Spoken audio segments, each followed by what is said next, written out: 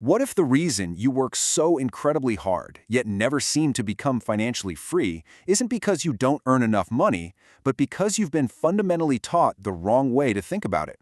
That's the unsettling, paradigm-shifting question at the core of Robert Kiyosaki's famous book, Rich Dad, Poor Dad.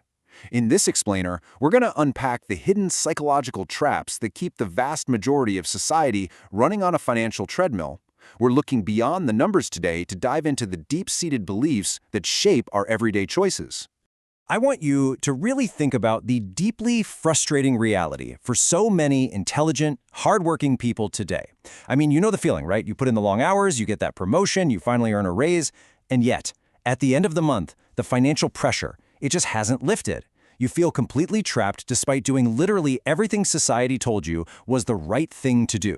You're out there actively working for money, trading your precious finite time for a paycheck, and yet true wealth just continues to feel like this mirage that constantly recedes the second you reach for it.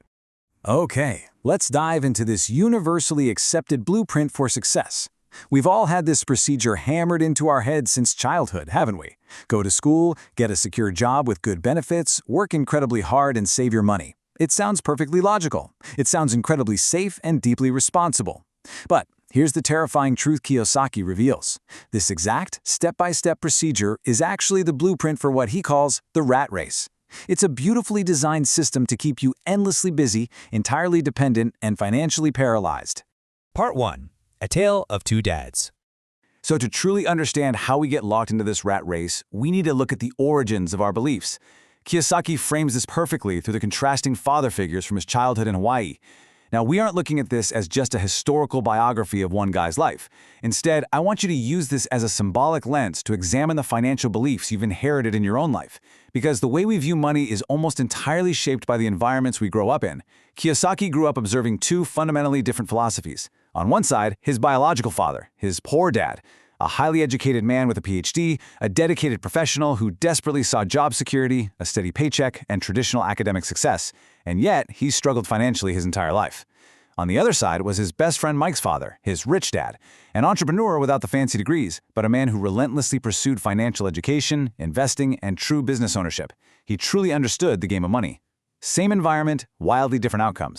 And you know, the core of this divergence actually begins right in the classroom.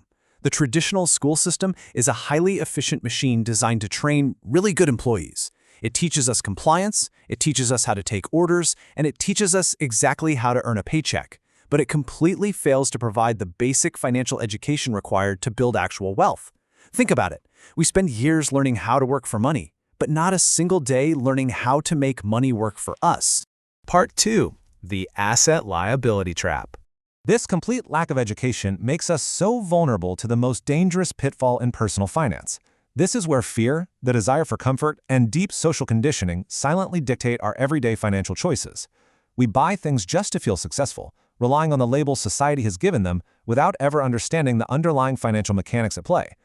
But now, what's really interesting about this concept is Kiyosaki's shockingly simple, paradigm-shifting definition: an asset is simply something that puts money in your pocket, period.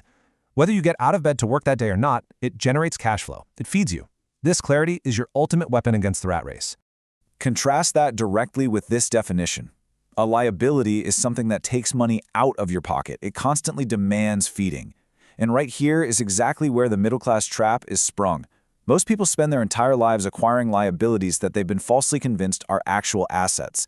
They take their hard-earned paycheck and immediately sink it into things that require even more money to maintain, which keeps them eternally chained to their jobs. And that brings us to the bombshell realization that completely shatters traditional illusions of wealth. Your house is not an asset. I know, for generations, society has heralded the primary residence as the absolute ultimate financial achievement. But let's apply the rule we literally just learned. Does your primary residence put money into your pocket every month, or does it take money out through a mortgage, property taxes, insurance, and just constant maintenance? If it bleeds cash, it's a liability. Really understanding this completely rewrites the rules of the game. Because we load ourselves up with these massive liabilities, we become desperately reliant on our jobs just to keep the whole illusion afloat. But job security? It's a myth. Relying solely on a single paycheck is a terrifying vulnerability. You are quite literally one corporate downsizing, one economic downturn, or one health crisis away from financial ruin. Tragically, so many highly intelligent people mistake the constant, exhausting busyness of maintaining their liabilities for actual financial progress. Part 3. The Rules of the Wealthy.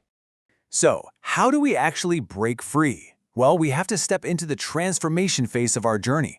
We have to learn the rules of the wealthy, because the wealthy view the world entirely differently. Simply increasing your income at your job absolutely does not guarantee financial freedom. If you give more money to someone with a poor financial mindset, they're just going to go out and buy bigger liabilities. The mindset has to change first. And this brilliantly illustrates the difference. Traditional financial advice operates on a mentality of pure scarcity. Live below your means, cut out your daily coffee, budget strictly. When you say, "I can't afford it," your brain literally shuts down. But the Rich Dad philosophy is based on abundance and creativity. Instead of just cutting expenses, you ask, "How can I afford that?" This simple question forces your brain to go to work. It sparks creativity and forces you to figure out how to expand your means by acquiring a new cash-flowing asset to pay for the liability you want.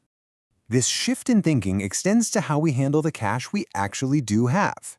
Traditional wisdom tells us to save money in a bank, but here's the unsettling reality.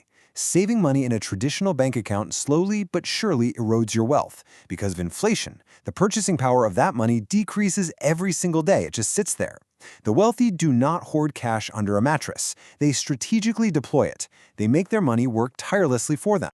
So where do they deploy it? Well, they practice true diversification. They don't just put everything into paper assets, like mutual funds, and cross their fingers hoping for the best. No. The wealthy actively invest in real estate, they build or acquire actual businesses, they even use what Kiyosaki calls good debt, which means borrowing money to purchase assets that generate enough cash flow to pay off the debt itself and put profit right into their pocket. They spend their time acquiring things that actually pay them. Now, it's important to acknowledge that since this book was released way back in 1997, specific tactical elements of Kiyosaki's advice have definitely been heavily debated by financial experts. I mean, markets change, tax laws evolve, but regardless of where you stand on his specific real estate tactics, the core mindset shift this book catalyzed is absolutely undeniable. It challenged millions of people around the globe to rethink what financial education actually looks like, pulling back the curtain on a system most folks never even questioned. Part 4. Challenging your money mindset. Which brings us full circle to you, right now, watching this explainer. The core realization you should be feeling right now is that you don't just need a raise. You don't just need a little bit more cash at the end of the month. You need a completely different mindset. The way you view every single dollar that enters and exits your life has to be fundamentally reprogrammed. So I want to leave you with this unforgettable final challenge. If everything you believe about money, how to earn it, how to save it, what an asset actually is, came from someone else, from a school system that trains employees, from a society that values the appearance of wealth over actual freedom, how much of it is actually true? Take a moment to pause and deeply reflect on the financial beliefs you've inherited. Are they really serving you? And maybe more importantly, are they the beliefs you want to pass on? If this explainer challenged the way you think, take a second to hit that like button and subscribe to the channel. Share this with a friend or family member who might feel stuck in the rat race and really needs this shift in perspective. Your support is exactly what allows us to keep breaking down these massive concepts into clear, actionable visual explainers. We've only just scratched the surface of what it means to truly understand the game of money, but the first step is simply seeing the board clearly. Every great book hides a truth. Beyond the pages is where we find it. Until next time, keep turning pages and keep becoming.